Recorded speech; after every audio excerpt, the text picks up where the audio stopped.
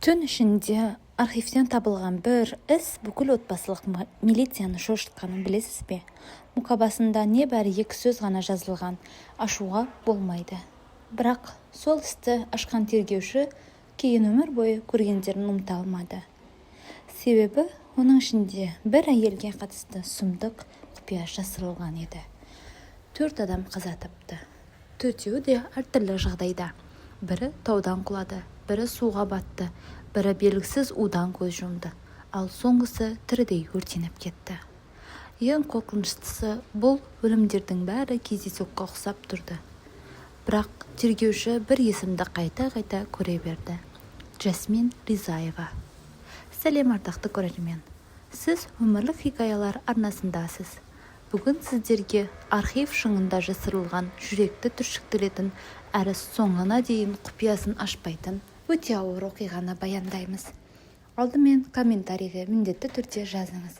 Сіз қай өңірден көріп отырсыз? Қазір сізде күн бе, әлде түн бе? Осындай қорқынышты детектив оқиғаларды жақсы көресіз бе? Міндетті түрде комментарийге жазып кетіңіз. Бәлкім, дәл сіздің пікіріңіз келесі видеода оқылатын шығар.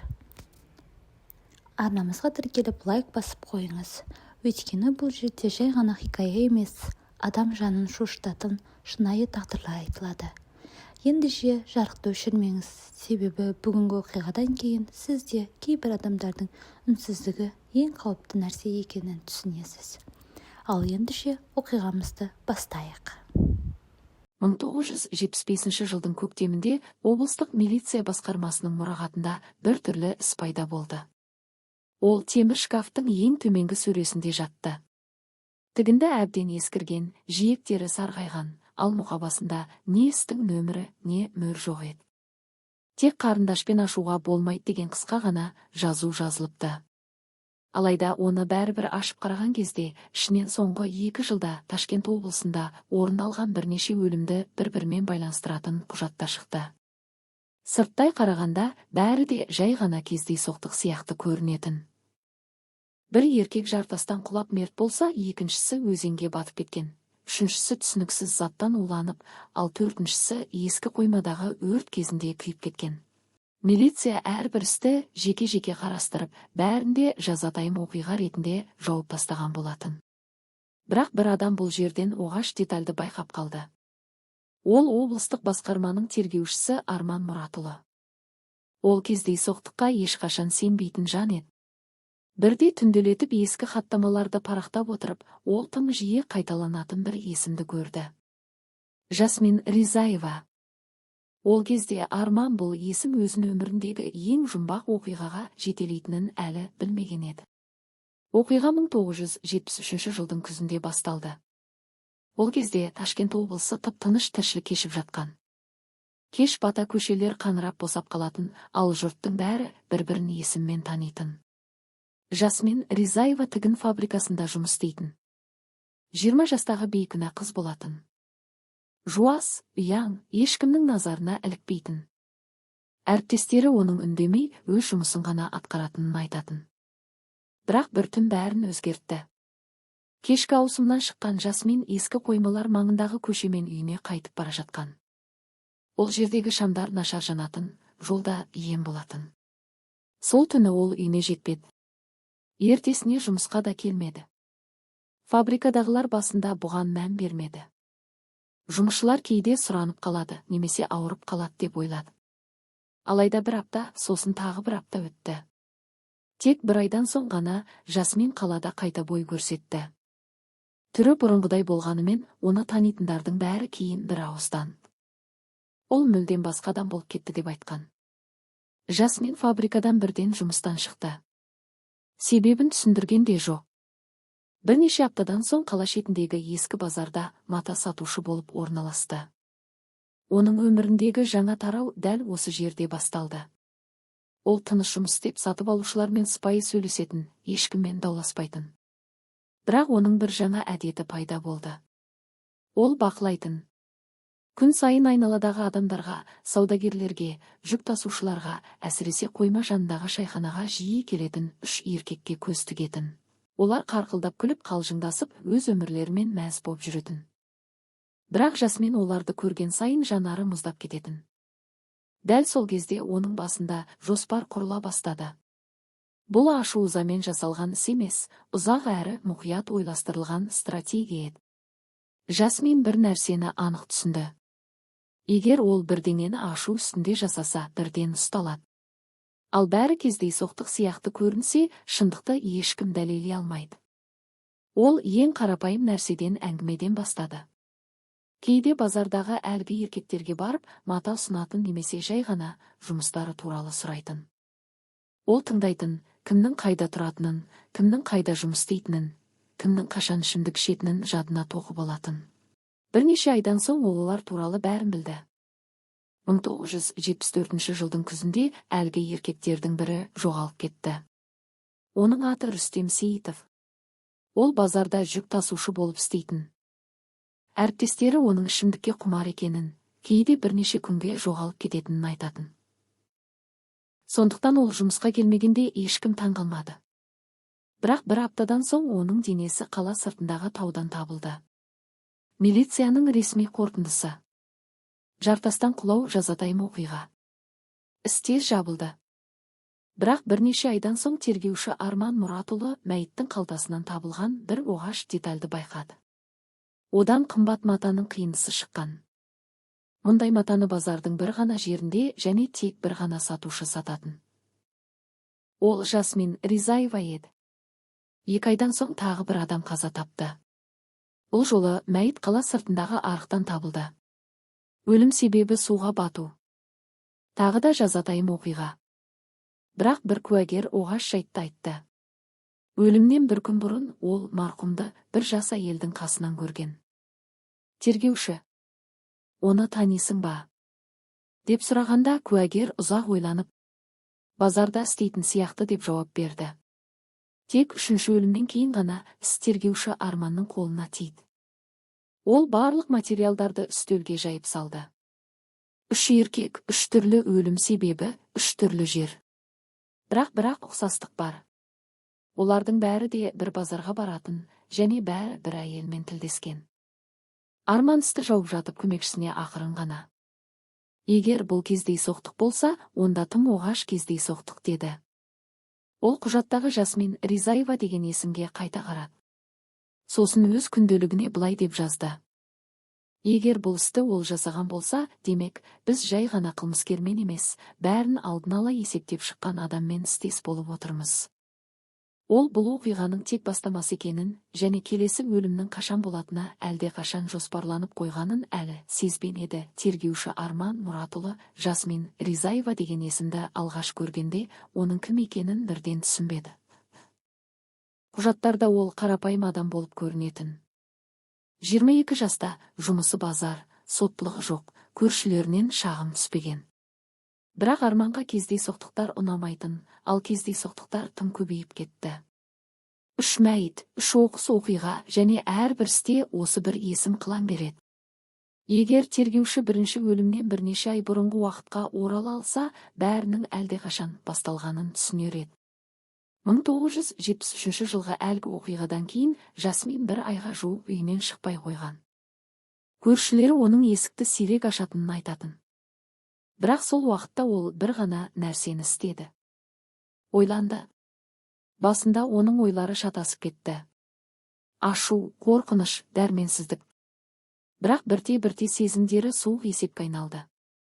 Ол тікелей кек алуға тырысса, түрмеге жабылатынын білді. Ал егер бәрі сәтсіздік сияқты көрінсе, ешкім шындықты білмейді. Жасмин адамдарды зерттей бастады. Базарда бұл оңай еді. Онда күн сайын ондаған еркек жиналады. Жүкшілер, жүргізушілер, саудагерлер. Солардың ішінде ол ешқашан ұмытпайтын әлгі үшеуі де бар болатын. Бірақ ол асықпады. Ол әңгімелерді тыңдады. Кім ішкенді ұнатады, кім мақтаншақ, кім бейтаныс адамдарға тез сенгіш. Бірте-бірте ол ең әлсіз тұсын тапты. Рүстем Сейітов. Ол жиі ішетін, мақтанғанды жақсы көретін және адамдарға тез сенетін. Ол Жасминнің шахмат тақтасындағы алғашқы фигурасына айналды. Бірде кешке Рүстем оның сөресіне келді. Қарындасына мата алғысы келді. Жасмин оған байсалды түрде көмектесті.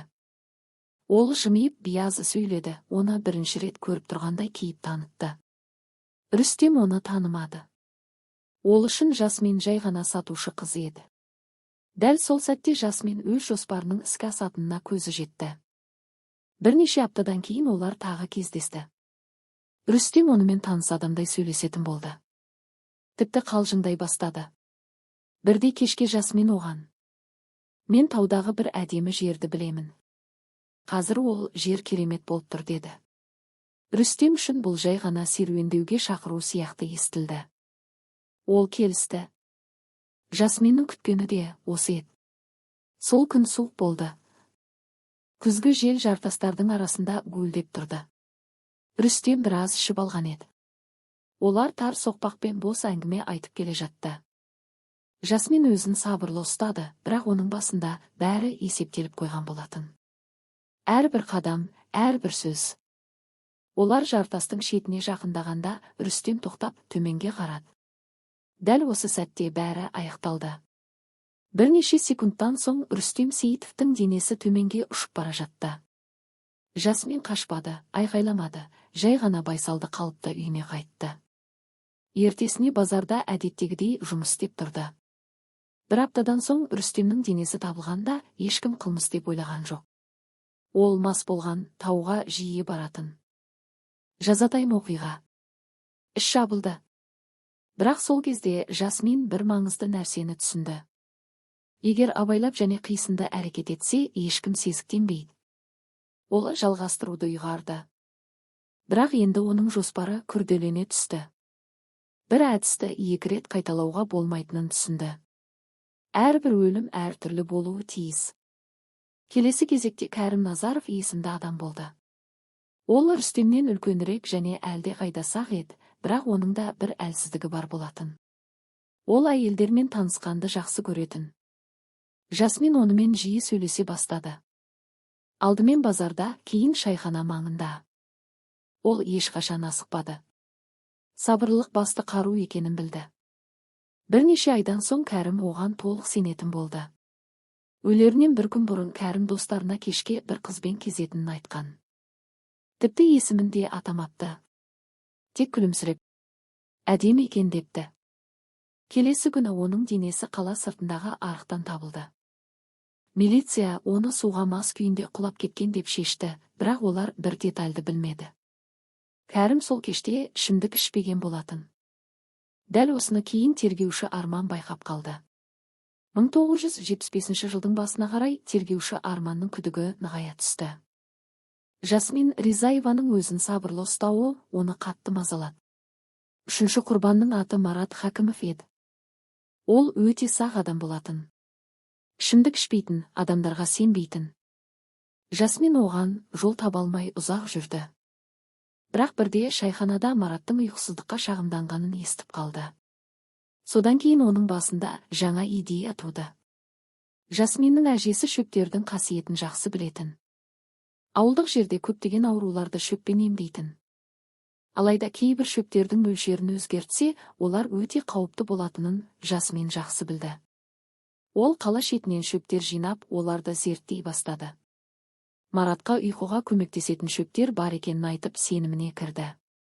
Марат алғашында сенбесе де, ұйқысыздықтан әбден қажығандықтан ақыры келісті. Жасмин оған кептірілген шөп салынған шағын қалтаны берді. Сол түні Марат шөпті қайнатып ішті. Бірнеше сағаттан соң оның жүрегі баяу соға бастап тынысы тарылды.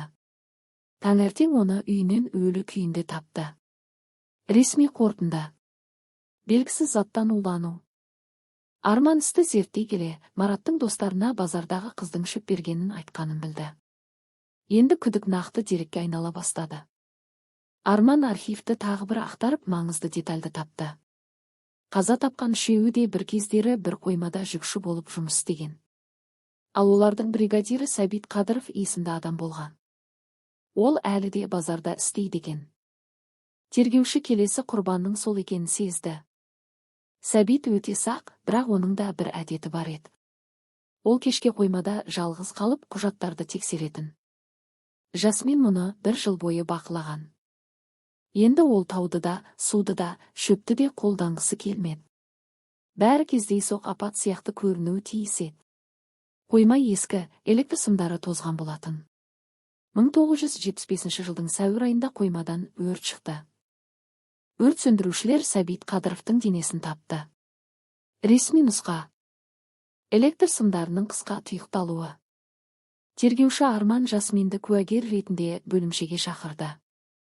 Ол қарапайым ғана қара көйлек киіп, басына орамал тағып келді. Өте сабырлы еді. Сіз Сәбит Қадыровты танитын ба едіңіз? Деп сұрады Арман. Иә, базарда мата сатып алатын деп қысқа қайырды Жасмин. Маратқа шөп бергеніңізді достар айтты. Сіз шөптердің қауіпті болатынын білесіз бе? Білемін.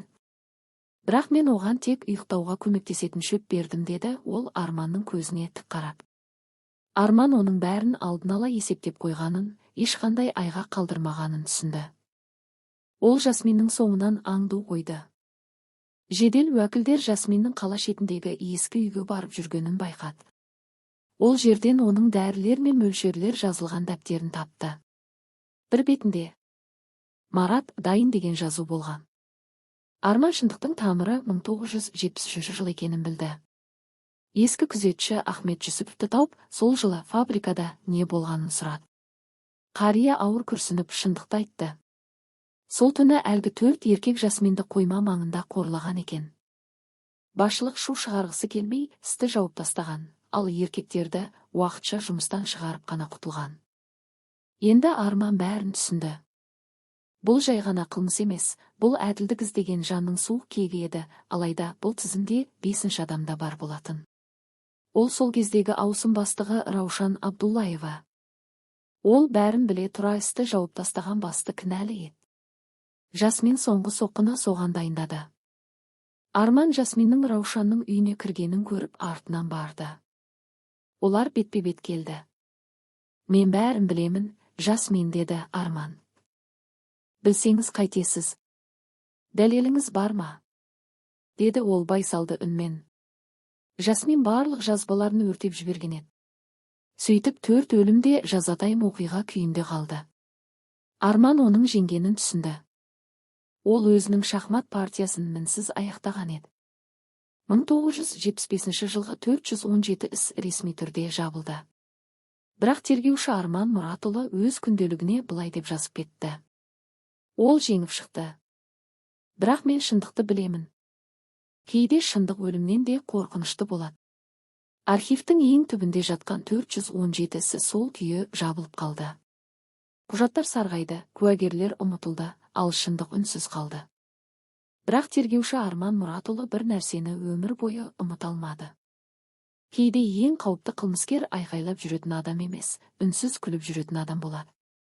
Ал Жасмин Ризаева, ол расымен кек алды ма, әлде әділдік іздеді ме? Бұл сұрақтың жауабы мұрағат шаңының астында мәңгіге көміліп қалды. Жасмин Ризаеваның құпиясы мұрағат шаңына көміліп қала берді.